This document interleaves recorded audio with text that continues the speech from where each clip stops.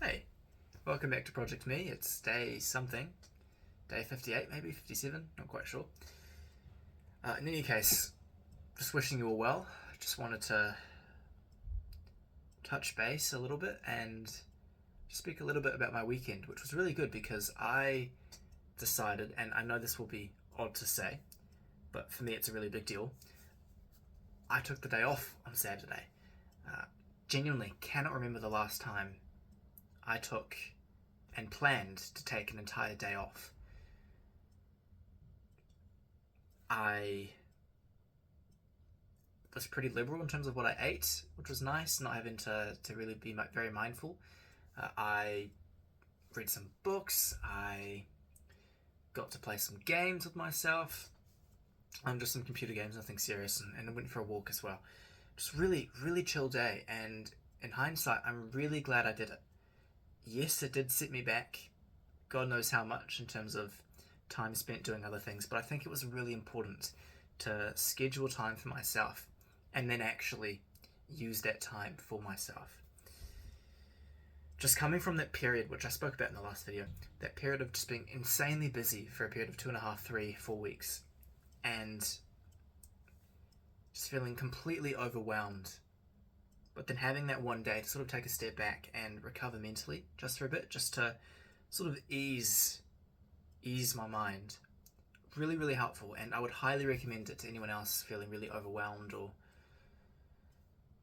very busy, very mentally drained from anything in their life. Just really handy and a good step to take before burnout really kicks in, I think. Now, that's not to say it was smooth sailing. I was definitely very anxious throughout the day, and I saw that reflected in my eating habits. I tried not to be too harsh on myself, and I wasn't very harsh on myself, given it was my day off. But still, I saw the way I was eating and the way I was choosing what food to eat being reflected in how anxious I was and not actually doing work, which I think is an interesting dynamic. And I think it shows that I should take some more time off doing work. Because it's probably not healthy in the long run. Probably not healthy. But the way I justify it to myself, and I know I'm not the only one, but just my bedtime alarm. The way I justify it to myself is, the work I put in now is less the work I have to do later.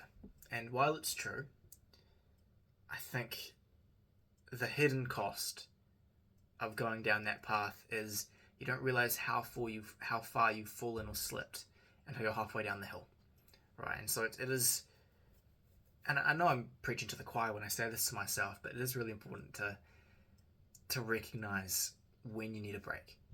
Now, there's a very fine line there, I think, between recognizing you need a break and taking a break just for the hell of it, right? It's very much like a victim mindset sort of thing. I mean, you can let yes, things happen to you. You can be a victim, absolutely. But when you let that define who you are, then it becomes a problem, and victimhood becomes a problem. Because then that's just who you are. You become a victim, intrinsically. And that poses a whole range of other problems. So the goal is not to have that. Yes, it's important to have breaks, but you have to be very particular, very intentional with how and when you have breaks, I think.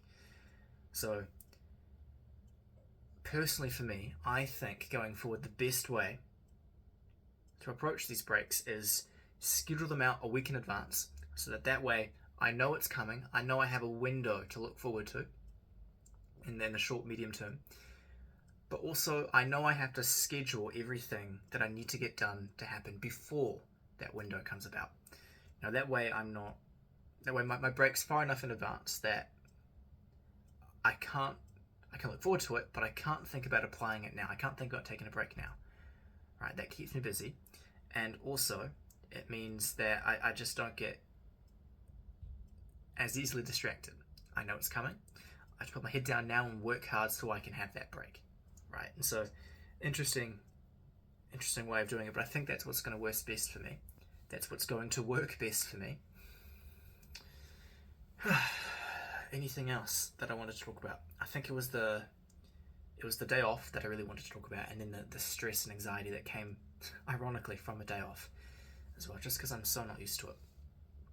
I don't think there's anything else I wanted to talk about, but I'm sure there is. No, I know there was something else. Oh yeah, just wanted to talk a little bit more about my friend moving to Auckland. She hasn't come up in conversation since, so I imagine she's still thinking about it. But even so, it's still quite painful to think about. You know, I mean, they're a really good friend of mine. I would hate to see them leave. Again, purely for selfish reasons. I really hope that they're happy no matter where they are, and I will swallow my selfish interest in them as a friend if it means that they're happy. So it is what it is. But even so, it still hurts. Still hurts. Yeah, but that's okay. It's okay. Over the next few days, it'll be quite busy as well. I'm working on an essay that I got an extension for because I was so busy the last few days.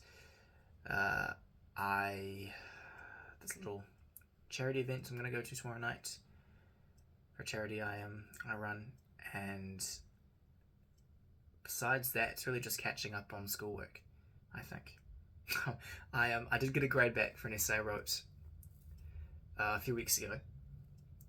Worst essay mark I've ever received. It's not that bad. It's fine. In fact, it's probably pretty good. But the tutor that marked it was quite harsh. And normally I would have accepted it in good faith, but the criticism that I was left with, or the constructive feedback, some might say, I didn't think was actually that accurate to my work. It's not me being in denial. I promise I'm good at taking feedback, I hope. But just compared to some of my friends who were marked by the lecturer, I know that I was marked quite harshly and may or may not deserve a higher grade. So when the lecturer has some breathing room, I'll probably approach him and ask him to go over my essay with me. Just see how we go. See if we can get any concrete and actually applicable feedback for that. And best case scenario, get my grade raised. But the main thing is the feedback. Yes. Anything else? I don't think so. I'm going to go to bed now. But I'm actually really struggling to sleep as well. It might be the anxiety and the stress of just everything going on. But I'm on a love-hate relationship with melatonin. It does help me sleep, but I'm very wary about having to use it to sleep. So it's a constant struggle. Even when I don't use it, when I don't use it, I really struggle with sleeping. It takes me, no screen time for the last hour before bed, but it'll take me 3-4 hours to fall asleep, and I wake up at around the same time every day. So I don't know what it is. I wake up exhausted every day. It's hard. I'm not quite sure what it is, nor can I afford sleep therapy, whatever it is. So yeah, bit of a struggle. But anyways, I'll stop yapping. I'm wishing you all the very best. Have an incredible, amazing week, no matter where you're in the world. Cheers, everyone. Bye bye.